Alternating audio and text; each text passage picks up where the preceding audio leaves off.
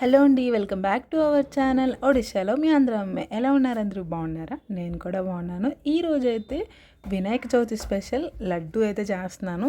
ఇది మొన్నే అప్లోడ్ చేయాలి వీడియో, ఎడిటింగ్ చేయడం కుదరలేదు, అందుకోసం ఈరోజు అయితే అప్లోడ్ చేస్తున్నాను. ఇంక లేట్ చేయకుండా వీడియోలోకి అయితే వెళ్ళిపోదాం. ముందుగా అయితే శనగపిండి అయితే తీసుకొని ఉండలు లేకుండా అయితే నీట్గా కలుపుకోవాలి. చేతితో కానీ విస్కర్తో కానీ కలుపుకుంటే సరిపోతుంది. కొంచెం కొంచెం వాటర్ వేసుకొని పిండి అయితే ఇలా కలుపుకోవాలి, ఎక్కడ ఉండలు లేకుండా.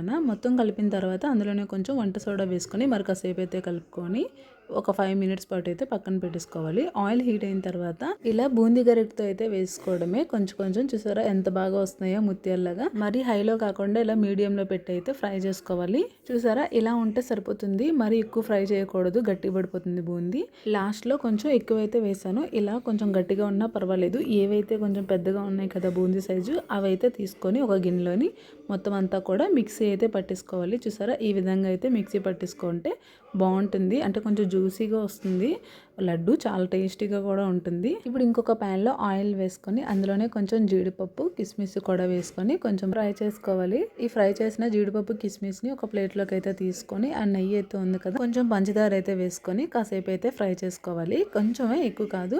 కొంచెం ఫ్రై అయిన తర్వాత అందులో కొంచెం వాటర్ వేసుకొని యాలకుల పొడి కూడా వేసుకొని బాగా మరిగించాలి పాకం వచ్చినంత వరకు. ఇలా తీగ పాకం వచ్చినంత వరకు మరిగిస్తే సరిపోతుంది.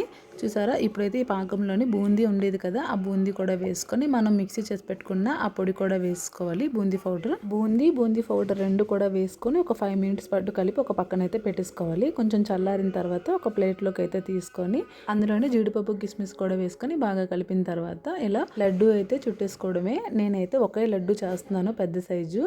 నార్మల్గా అయితే చిన్న చిన్న లడ్డూలు కూడా చేసుకోవచ్చు. వినాయకుడికి చేస్తున్నాను కదా, అందుకు పెద్ద సైజు లడ్డు అయితే చూడుతున్నాను. చాలా బాగా వస్తుంది, అసలు పెద్ద ప్రాసెస్ కాదు, చాలా ఈజీగా చేసుకోవచ్చు. నేను ఫస్ట్ టైం చేశాను, అయినా కూడా చాలా బాగా వచ్చింది. చూస్తున్నట్టుగైతే చాలా జ్యూసీగా ఎంత బాగుందో తెలుసా. పాకంలోనే ఉంటుంది, పాకం మరి ఎక్కువ అవసరం లేదు, లేత పాకం వచ్చినంత వరకు ఉంచుకుంటే సరిపోతుంది. లడ్డు చూసారా ఎంత పర్ఫెక్ట్గా వచ్చిందో, టేస్ట్ కూడా చాలా బాగుంటుంది. ఖచ్చితంగా ట్రై చేయండి. ఆ స్వామివారికి మన చేతులతో చేసి పెడితే ఆ తృప్తే వేరు కదా. నేనైతే ఆ స్వామివారికి అయితే చేసి పెట్టాను. వీడియో కనుక నచ్చితే కాస్త లైక్ చేసి సబ్స్క్రైబ్ చేసుకోవచ్చు కదా. మరొక వీడియోతో మళ్ళీ కలుద్దాం, అంతవరకు బాయ్.